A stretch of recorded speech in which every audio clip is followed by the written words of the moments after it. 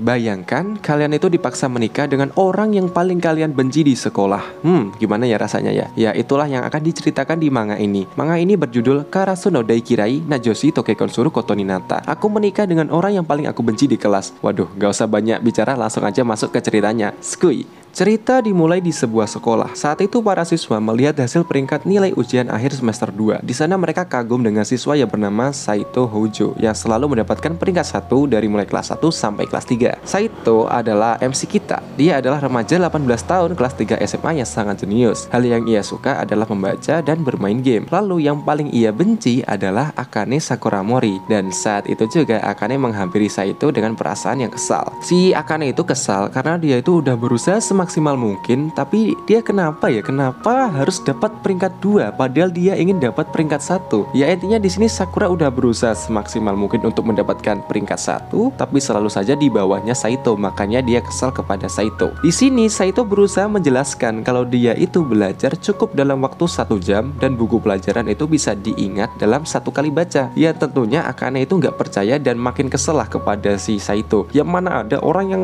kayak gitu bisa langsung mengerti dengan pelajaran gitu. Admin aja juga kaget gitu ya. Hah? 1 kali baca sudah bisa semua pelajaran? Apalah, admin aja ini baca harus berkali-kali kok. Aduh. Tapi ya gimana juga, ini adalah Saito, dia adalah orang yang jenius, jadi ya gimana sih, namanya juga cerita fiksi ya. Akane itu adalah gadis yang sangat cantik di sekolahnya ya. Dan di sini si MC Saito itu juga mengakui kalau Akane itu sangat cantik dan imut. Tapi di lain sisi Saito juga benci dengan Akane, dan semua itu bukan tanpa alasan ya gitu ya. Nanti akan dijelasin kenapa si Saito itu benci sama si Akane. Di dalam kelas Akane kembali memarahi Saito karena tidak mengisi jurnal pelajaran. Di sini Saito menjelasin kenapa dia kok nggak ngisi jurnal pelajaran. Itu karena pelajarannya itu kan tidak berubah jadwalnya. Jadi ngapain diisi, ya biarin aja. Waduh, ya gara-gara hal itu si Akane ya makin marah lah. Lu tuh kok gak bucus banget sih gitu. Ya tentunya ya perkataan itu membuat si Akane itu makin marah gitu ya. Hal ini itu terjadi nggak 1 atau 2 kali, udah berkali-kali dari mulai kelas 1 sampai kelas 3 mereka sekelas, dan hal seperti ini sudah jadi makanan mereka sehari-hari. Jadi ya nggak ngisi jurnal aja sih. Saat piket aja gitu Saito itu disuruh ngelap pakai tangan ya kan ya, tapi dia ngelap pakai kaki. Terus saat paduan suara bukannya serius malah nggak serius sendiri ya. Terus di sekolah nggak boleh bawa komik, dia bawa komik. Aduh, banyak banget lah ini yang dilakukan Saito ini. Ya tentunya bikin Akane makin marah.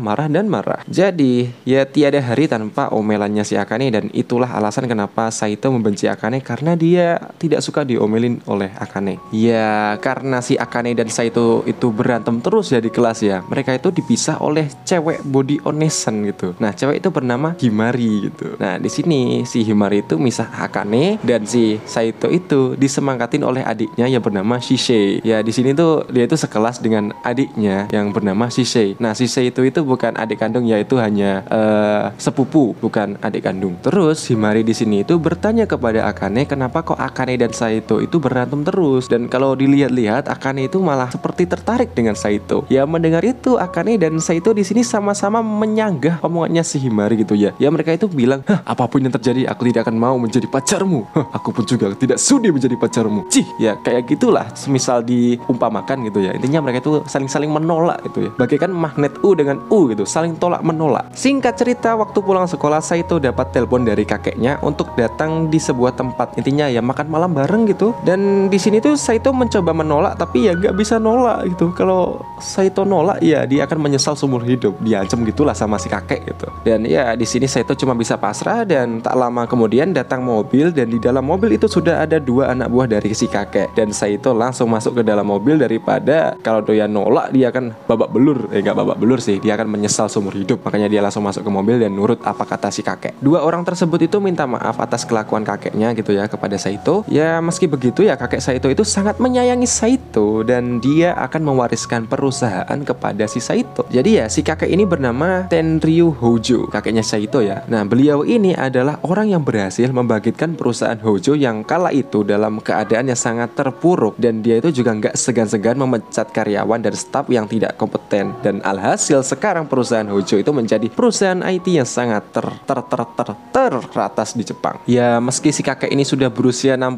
tahun ya, tapi ini kakek ya, karismanya itu masih sangat kuat itu sebagai pemimpin sebuah perusahaan. Jadi ya dia tidak melemah seiring bertambahnya punya usia. Nah, saat tiba di sebuah restoran itu, Saito malah bertemu lagi dengan si Akane, yang ternyata si Akane itu ke situ juga itu diajak sama neneknya untuk makan malam bareng. Malah ketemu Saito, ya otomatis ya apa yang terjadi? Ya Tom and Jerry ya, saling berantem. Ya nggak perlu waktu lama mereka berdua langsung berantem lagi. Ya di sini tuh Akane itu sampai bilang kalau dia akan terus mengikuti Saito sampai Saito itu minta maaf dengan benar kepadanya. Bentar, terus mengikuti sampai Saito minta maaf. Apakah ini yang dinamakan tsundere? Dan gak lama dari itu kakek Tenryu dan neneknya Akane itu yang bernama Chiyo datang menghampiri mereka dan mengajak mereka makan malam bareng. Ya tentunya di sini tuh mereka berdua itu kaget. Loh, kok makan malamnya bersama mereka sih? Kok Akane dan nenek makan malam bersama kakek dan si Saito? Kok bisa? Ini ada apa sebenarnya? Di sini kakek dan nenek itu senang melihat Akane dan Saito itu kayak akrab banget gitu ya, udah akrab. Padahal kalau kita lihat intinya mereka itu berdua itu berantem. Tapi ya kalau dilihat-lihat sekilas sih ya akrab sih, tapi ya akrabnya karena berantem. Nah, waktu mereka lagi asik-asik makan ya, lah tiba-tiba kakek sama si nenek itu bilang hal yang sangat tidak terduga. Kalian berdua menikahlah. Hah? Kaget lah ini si Akane sama Saito. Loh. Ini bercanda ya kan? Bercanda kan? Nah, ini nggak pasti bener nih, bercanda nih pasti. Rupanya itu kebenaran gitu ya. Nih kakek nenek itu nyuruh kedua orang ini untuk menikah dan itu bukan tanpa alasan. Jadi di sini itu kakeknya itu cerita kalau dulu waktu masih muda, waktu masih sekolah, nih si kakek dan si nenek Chiyo ini saling mencintai, tapi ya gara-gara perselisihan di antara mereka itu menyebabkan mereka tidak jadi menikah dan tidak jadi berjodoh. Dan pada akhirnya mereka menikah dengan tunangan mereka masing-masing. Dan sampai sekarang mereka itu ya menyesali hal tersebut gitu ya. Kenapa kok gak nikah gitu? Ya intinya si kakek nenek itu waktu muda itu seperti si Akane dan Saito, mereka dekat saling berantem, tapi gara-gara hal perselisihan ataupun gengsi gitu jadi gak jadi nikah gitu. Dan buat ngewujudin keinginan mereka waktu muda itu, mereka menggunakan cucu mereka untuk saling menikah gitu. Jadi ya itu untuk mewujudkan keinginan mereka waktu muda yang belum kecapaian. Jadi ya mereka gunakan saja cucu mereka untuk menikah. Ya berhubung sekarang istrinya si kakek dan suaminya si nenek itu kan udah mohon maaf tiada. Ya sekarang tuh setiap malam kakek Tenryu itu melayani nenek Chiyo gitu. Melayani. Astagfirullah. Ya ampun. Ya intinya di sini tuh ya seperti yang Anmenti bilang tadi, kakek nenek itu ingin mewujudkan keinginan mereka waktu muda untuk menikah, tapi melewat cucu mereka gitu. Ya tentunya Saito dan Akane di sini itu menolak karena pernikahan itu tidak boleh dipaksakan. Sesuatu yang dipaksakan itu tidak baik. Tapi ya gimana ya? Udah bilang kalau mereka itu punya hak untuk menikah dan memilih pasangan masing-masing. Tapi ya kakek nenek di sini masih ngotot. Dan di sini itu kakek dan nenek itu sudah menduga kalau cucunya akan menjawab seperti itu. Nah, si kakek itu mengancam Saito kalau nggak mau nurut dengan si kakeknya, maka perusahaan itu tidak jadi diwariskan kepada Saito dan akan diwariskan kepada anjing liar gitu. Dan si kakek ini nggak peduli kalau perusahaan itu akan hancur sehancur-hancurnya setelah itu. Ya otomatis ya Saito pan gitu ya. Waduh, kenapa gak jadi diwarisin nanti? Nah, terus si Akane itu dibisikkan sesuatu oleh nenek Chiyo yang ngebuat Akane itu langsung keringat dingin gitu ya. Nggak tahu apa yang dia ancamkan oleh si nenek Chiyo, kita kan nggak tahu, belum dijelasin. Ya tentunya itu adalah pilihan yang sulit untuk si Akane dan Saito, ngerelain keinginan mereka untuk masa depan mereka. Si Saito bisa jadi ahli waris perusahaan tapi harus nikah sama si Akane. Akane nggak tahu itu apa yang ditaruhkan, tapi harus menikah dengan si Saito. Kalau mereka nggak mau nikah, ya apa yang mereka inginkan itu nggak akan didapat gitu. Ya karena itu pilihan yang sulit, si kakek itu memberikan waktu selama 3 hari untuk memberikan jawaban. Nah, di hari pertama Saito itu menemui Akane yang kala itu memegang buku program beasiswa. Saito di sini tuh bertanya apa yang diucapkan neneknya waktu itu. Nih Saito itu bertanya karena ya agar mereka itu saling mengerti apa yang mereka pertaruhkan masing-masing. Tapi ya si Akane nggak mau menjawab dan memilih pergi. Di hari kedua Saito masih mencari cara agar bisa menjadi ahli waris tanpa harus menikah. Tapi ya hasilnya itu nihil. Ya nihil. Gimana lagi musuhnya itu si kakek ya kan. Singkat cerita pas Saito pulang, barangnya itu kan ada yang ketinggalan di kelas. Ya kembalilah ke kelas. Waktu udah ngambil barang,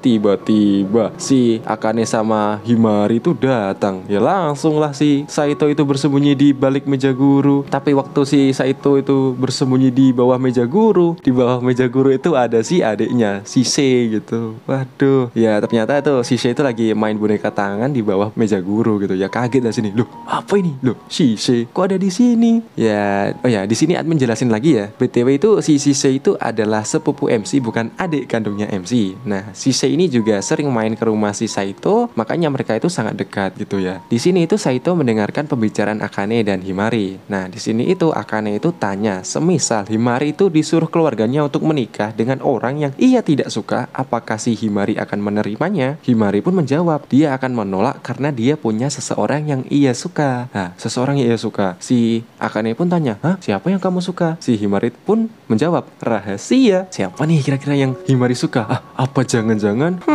Ya terus di sini itu Himari itu tanya kepada Akane, apakah Akane punya seseorang yang ia sukai? Ya di sini Akane itu mulai berpikir, orang yang aku sukai,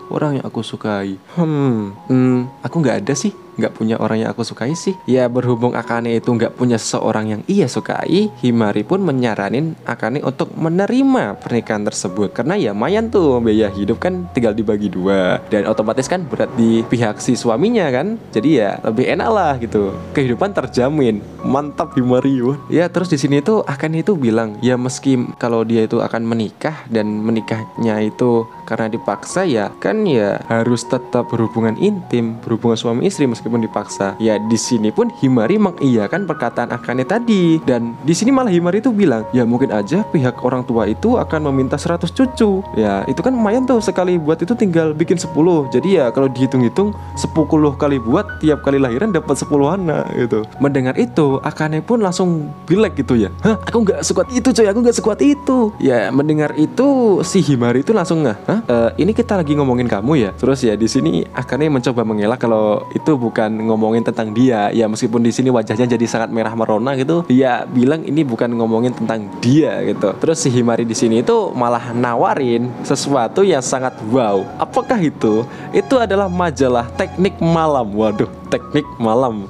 Dia nawarin itu kepada Akane, jikalau itu beneran terjadi ya si Akane itu menikah gitu. Nih pakai ini dijamin mantap gitu. Ya otomatis di sini Akane makin memerah wajahnya dan langsung kabur dari kelas tersebut, disusul dengan Himari yang mengejarnya. Dan sekarang di kelas tersisa Saito dan Shisei. Nah, di sini itu Shisei itu paham betul kalau Saito itu dari kemarin lusa mikir sesuatu yang sangat berat. Nah, di sini itu Shisei itu minta diberitahu masalahnya apa. Nah, terus Saito itu jelasin kalau kakek akan mewariskan perusahaan kepada Saito kalau Saito itu mau nurut keinginan si kakeknya. Ya, dimana si Saito itu juga tidak ingin hidupnya diatur oleh seseorang. Jadi dia dilema nih, diterima apa kagak nih keinginannya si kakek. Terus di sini itu Shisei tanya, kakak ingin hidup bebas atau mewarisi perusahaan? Terus Saito itu bilang kalau bisa sih pengen dua-duanya. Terus Shisei itu bilang, ya nggak boleh kalau kayak gitu. Kakak itu namanya serakah, nggak boleh serakah. Dunia ini sudah punya aturan, kita nggak boleh serakah. Setiap yang kita pilih juga ada yang harus dikorbankan, jadi tidak boleh pilih semuanya. Waduh, bijak juga nih Shisei ini. Terus di sini Shisei itu bilang, meskipun Saito menjadi pria yang miskin dan sulit mencari makan gitu ya, sulit cari makan, Shisei akan tetap bersama Saito dan berjuang mencari makan bersama Saito.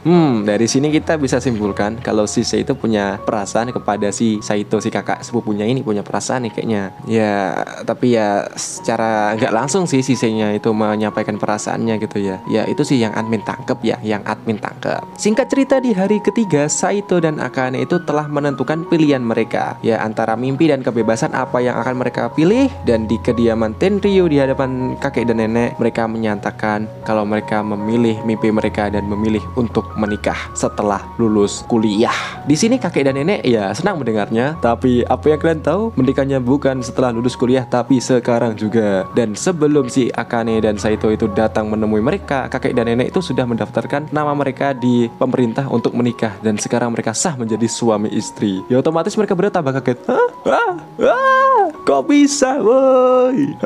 Emang nih kakek nenek itu emang ngebet banget dah nih cucunya untuk menikah nih. Iya apalah daya kalau udah musuh sama kakek nenek ini ya, mereka ya gak bisa melawan ya. Mereka langsung dinikahkan saat itu juga. Dan mereka diberikan sebuah rumah full perlengkapan di dalamnya untuk mereka tinggal bersama. Skip hubungan haram seperti pacaran, langsung gas nikah. Anjay, buset gila sih. Intinya mereka sekarang sudah tinggal bersama dan sah menjadi suami istri. Ya meski akan tidur seranjang, tapi mereka masih diberikan ruangan belajar masing-masing ya. Dan di sini kakek Tenryu itu melarang keras mereka untuk tidur terpisah dan nggak boleh tidur di atas sofa ataupun di lantai. Dan di sini itu Saito berpikir, mungkin di sini itu kakek nyimpen kamera atau pendeteksi kalau mereka itu nggak boleh lah tidur berpisah gitu, harus di dalam satu ranjang yang sama, nggak boleh nih. Mungkin nih lantai dikasih pengatur suhu mungkin gitu ya. Kalau ada yang tidur di lantai ada notifikasi ataupun ada sensornya gitu. Jadi dia tahu nih kakek gitu ya. Ya namanya juga kakeknya itu kan dari perusahaan IT. Jadi ya apa yang nggak mungkin gitu. Jadi ya mau nggak mau ya nurut aja lah sama si kakek nenek gitu. Ya tentunya di sini itu ya Akane di sini jadi tantrum sendiri gitu ya. Dia itu mikir kalau Saito akan melakukan sesuatu hal yang mesum kepadanya ya sampai-sampai dia nggak akan bisa berangkat sekolah besok gitu. Tapi ya di sini ya Saito udah jelasin kalau dia nggak akan melakukan hal tersebut, apalagi kalau dia itu maksa Akane untuk ngelakuin hal tersebut. Tapi ya Akane karena ya nggak percaya, dia itu langsung tetap tantrum dan kabur gitu, kabur ke dalam rumah. Ya di sini singkat cerita pas Saito mau tidur, Akane yang baru saja mandi itu datang ke kamar. Ya mereka itu canggung lah ya karena harus tidur satu ranjang. Apalagi ya sama orang yang paling ia benci di sekelas gitu. Ya di sini itu kakek dan nenek itu ya memesankan ranjang yang ukurannya itu nggak terlalu besar, nggak terlalu kecil, ya sedengan lah, sedang gitu. Tapi ya kalau dipakai mereka berdua itu memaksa mereka harus tidur berdekatan gitu, biar hangat, Akane di sini itu bilang kepada si Saito kalau dia akan menghajar Saito kalau Saito berbuat mesum kepadanya. Ya terus di sini ya bilang kalau dia itu punya alasan untuk menerima pernikahan ini, tapi si Akane itu belum bisa jelasin alasannya itu apa. Intinya di sini mereka berdua itu sama-sama punya alasan tersendiri untuk menerima pernikahan ini, tapi ya masih belum bisa cerita lah si Akane itu. Dan terus di sini itu Saito itu tanya, semisal kakek nenek itu menambahkan persyaratan untuk punya anak gitu ya, punya keturunan, apa yang Akane lakukan gitu. Ya gara-gara pertanyaan tersebut Akane jadi tantrum dan gak sengaja Saito itu memegang pantatnya Akane gitu. Dan hal itu membuat jari Saito hampir patah karena diremas oleh Akane gitu ya. Ya malam pertama mereka itu diisi dengan teriakan sang mempelai pria yang kesakitan karena jarinya itu diremas dan hampir patah. Keesokan harinya saat berangkat sekolah, mereka sepakat untuk merahasiakan semua yang terjadi hari kemarin dan hari sekarang, dan merahasiakan pernikahan mereka agar teman-teman di sekolah dan orang-orang di sekolah itu tidak mengetahuinya, dan mereka setuju. Dan pas sampai di kelas, Saito langsung dihampiri oleh Shisei. Nah, di sini Shisei langsung mengendus-ngendus baunya Saito gitu. Dan di sini tanpa perlu waktu lama, Shisei sadar kalau bau sapunya Saito itu berbeda dari biasanya dan dia juga mencium bau wanita. Waduh, gila sih ini. Sampai hafal banget coy. Terus di sini Shisei itu bilang kalau dia sudah tahu kalau Saito itu sudah menikah dengan Akane. Otomatis ya Saito langsung kaget dan membawa Shisei keluar kelas. Nah, di sini itu Shisei jelasin kalau dia itu mengikuti gerak-gerik kakek dan bawahannya, dan sampai-sampai sekarang Shisei juga tahu alamatnya si Saito dan Akane di rumah baru mereka gitu. Shisei di sini tuh kesal kepada Saito karena Saito itu nggak mau ngomongin soal ini kepadanya gitu ya, merasa tidak dianggap dia itu. Di sini Saito mencoba meminta maaf kepada Shisei dan meminta Shisei untuk tidak mengatakan hal ini kepada orang lain. Tapi di sini Shisei itu bilang kalau dia itu nggak punya hak untuk tutup mulut. Jadi ya dia akan nyebarin ini ke semua orang gitu. Dan di sini Shisei nambahin kalau Saito pengen Shisei tutup mulut maka ada hal yang harus Saito bayar gitu. Di sini itu Shisei mikir gitu ya. Tapi aku nggak tahu apa yang harus Saito bayar. Anjir. Di sini Shisei bilang Saito harus bayar sesuatu ke dia kalau pengen Shisei tutup mulut, tapi Shisei-nya itu belum tahu Saito harus ngelakuin apa. Terus di sini itu ya karena Shisei belum tahu Saito harus membayar pakai apa atau melakukan sesuatu seperti apa, ya Shisei bilang kalau dia akan segera memikirkannya gitu. Nasib Saito sekarang ada di tangan Shisei, ucapnya si Shisei. Ya di sini tuh ya, untuk karakter Shisei ini jujur ya imut banget coy. Untuk penggambarannya, desain karakternya di manga itu wah, admin suka banget. Kesan-kesan Imoto sama kesan-kesan Kudirinya itu waduh dapat banget gitu. Aduh, langsung jadiin waifu lah guys. Ya meski udah nikah gitu ya, dua orang ini masih aja gak akur pas pelajaran olahraga nih ya. Waduh parah sih ini. Mereka itu berantem sampai-sampai pas main volley kan mereka itu satu tim, malah mereka itu berantem gitu. Dan di sini itu sampai-sampai Himari itu bilang kalau Saito yang biasanya cool di semua orang tiba-tiba berubah 180 derajat ketika bersama Akane gitu. Ya terus di sini itu mereka main volley lagi kan. Di sini Saito udah minta Akane buat gak usah gerak. Ya biar si Saito itu main sendiri gitu. Nah pas si Saito itu mau passing bola gitu ya, menerima bola serangan lawan, si Akane ini malah gerak gitu ya. Nah pas gerak itu, iya bener bolanya itu bisa ditahan sama si Saito, tapi ya karena si Akane itu terlalu bawah itu mau menerima bolanya, otomatis dagunya si Akane itu kena lututnya Saito dan langsung terkapar lah si Akane ini. Ya aduh kasihan juga, itu pasti sakit banget itu pasti. Ya umumnya anime romcom, anime romance komedi gitu ya, ya terjadi fan service di mana MC-nya itu jatuh di atas heroin dengan baju yang sedikit terbuka, disusul dengan teriakan orang-orang di sekitarnya. Kia, wow, wow. Ya di sini itu Akane jadi makin ngeblus gitu ya. Ya terus di sini Saito malah megang dagunya Akane sambil bertanya, dagumu nggak apa-apa kan? Ya tambah ngeblus lah dia, tambah merona itu wajahnya. Di sini itu Akane hampir keceplosan bilang kalau mereka itu suami istri gitu ya. Dia itu mau bilang gini, meski kita itu suami istri, tapi ya nggak boleh lah ngelakuin ini di depan umum. Untungnya sebelum bilang kayak gitu, si Saito langsung nutup mulutnya si Akane itu. Alhamdulillahnya nggak ketahuan lah ke teman-teman kalau mereka itu udah menikah. Ya di sini itu Saito itu heran dengan ucapan orang-orang gitu ya. Waktu ngelihat mereka itu yang lagi berantem sama kayak gini, mereka itu bilang kayak yang dilakuin Akane sama Saito itu kayak hal wajar tapi kayak lebih ke romantis gitu. Terus di sini itu Himari jelasin kalau si Saito dan Akane itu di sekolah sudah dicap sebagai pasangan sejati karena mereka itu akrab banget lah setiap harinya. Setiap hari berantem, tapi dilihat mereka itu ya meskipun berantem, kedua orang ini itu akrab banget. Jadi kayak dicap, oh ini pasangan sejati nih, sehidup semati ini. Kemungkinan nikah ini. Ya ada yang mereka tahu mereka itu malah sudah nikah ini. Ya terus di sini ya Akane itu menyanggah perkataan Himari. Ya kalau di sini itu nggak akan terjadi. Mereka itu nggak ada hubungan apa-apa. Ya padahal aslinya ya sekarang mereka udah jadi suami istri. Apalah. Singkatnya pas di rumah Akane di sini tuh kaget dengan Saito yang nyetok mie instan itu banyak banget gitu ya. Dan ya seperti yang kita tebak, si Saito di sini nggak bisa masak dan hidupnya itu ya kotor gitu ya. Kalian tahu Amane yang kosnya kotor dulu? Ya sama-sama seperti si Saito ini. Dia pintar tapi ya dia itu kotor. Rumahnya itu kotor dan makanannya itu selalu yang instan nggak bisa masak. Ya seperti Saito ini. Ya karena nggak pengen Saito mati kelaparan atau kekurangan gizi ya di sini si Akane itu berencana untuk memasakkan makanan untuk Saito. Ya kalau semisal Saito itu mati kan otomatis ya si Akane nggak akan dapat hadiah yang dia inginkan dari si nenek gitu. Jadi ya dimasakin lah nih Saito sama si Akane. Ya di sini Akane juga punya maksud lain sih. Ya karena dia tidak pernah menang dalam hal lain seperti nilai ataupun olahraga itu kepada si Saito itu nggak pernah menang dari Saito dari mulai olahraga ataupun nilai-nilai pelajaran gitu ya. Dia ingin menang dalam masakan ini. Jadi dia itu pengen dapat pujian dari si Saito tentang makanannya yang ia buat ini gitu. Niatnya tuh kayak gitu.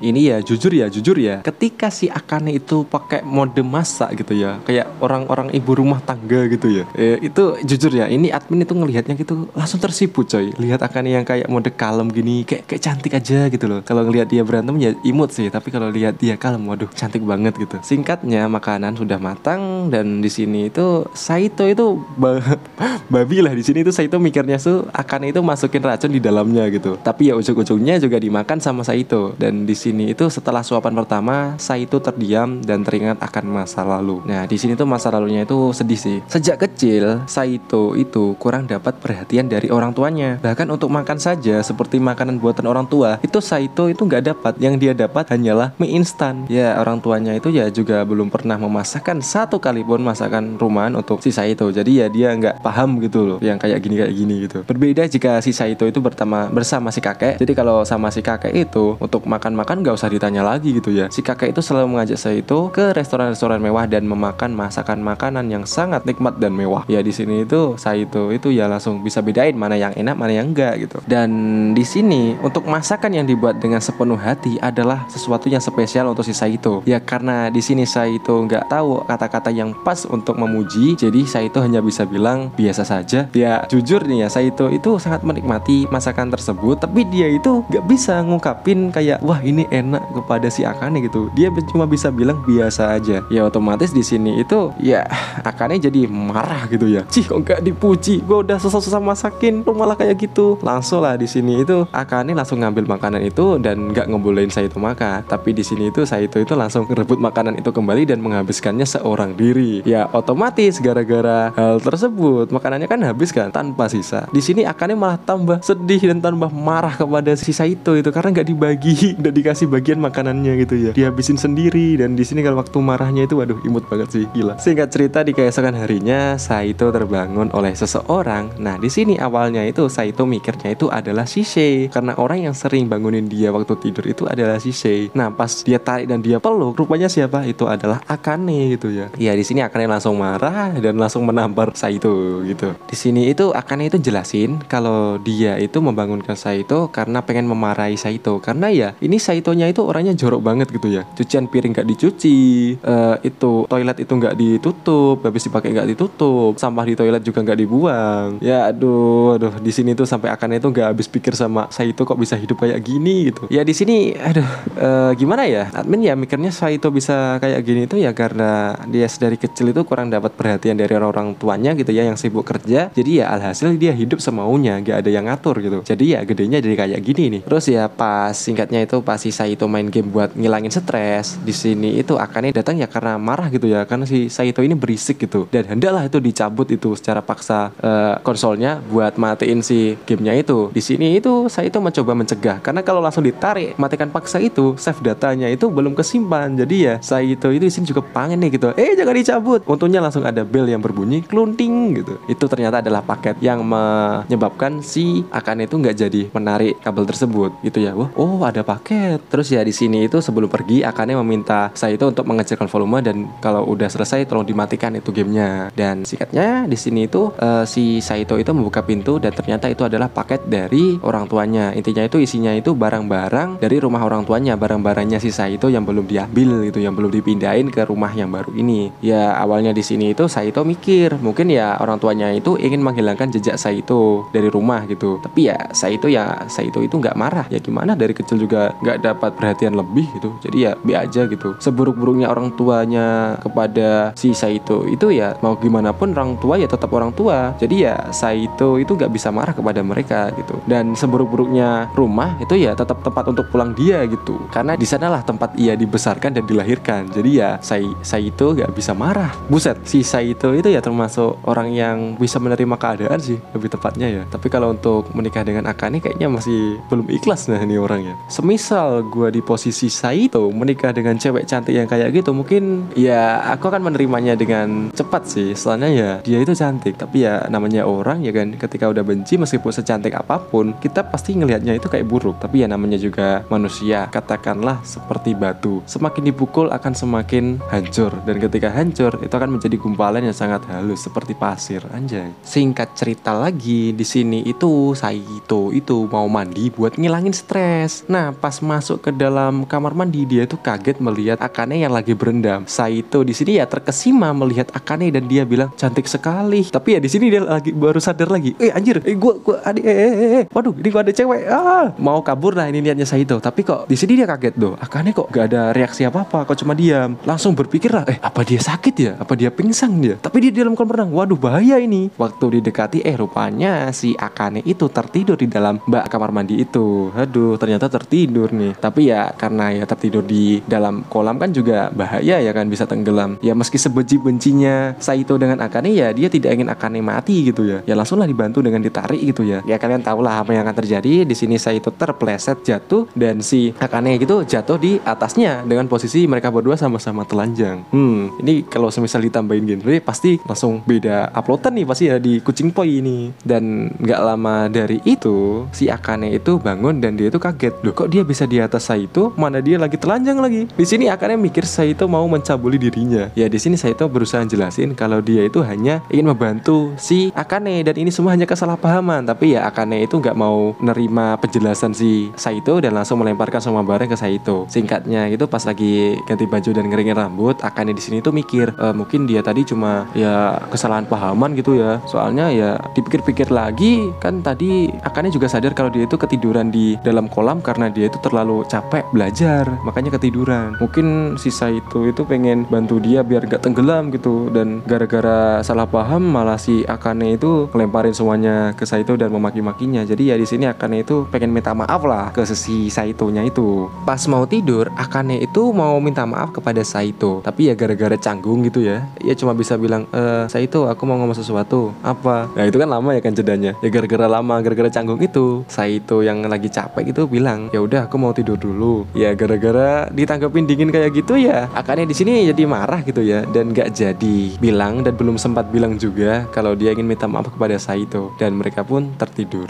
Ya, itu tadi rangkuman chapter 1-5 manga Karasuno Daikirain Joshi Toke Konsuru Koto ni Nata. Jadi ya seperti itu cerita dari chapter 1-5. Jadi ya di chapter awal ini ya namanya juga orang masih benci, romansnya itu masih belum dapat dan masih dapat ya seperti itulah. Masih proses pembentukan rasa-rasa yang akan muncul kala nanti, anjay. Berawal dari tidak suka menjadi suka, pasti seperti itulah ceritanya. Tapi nanti pasti akan ada konflik-konflik sedikit. Ya sejarahnya cerita namanya juga komedi romance gitu ya. Oke, terima kasih. Jika ada yang kurang bisa ditambahkan. Admin minta maaf lagi kalau ada yang kurang ya. Dan akan berlanjut di video selanjutnya. Admin pamit dulu. Bye.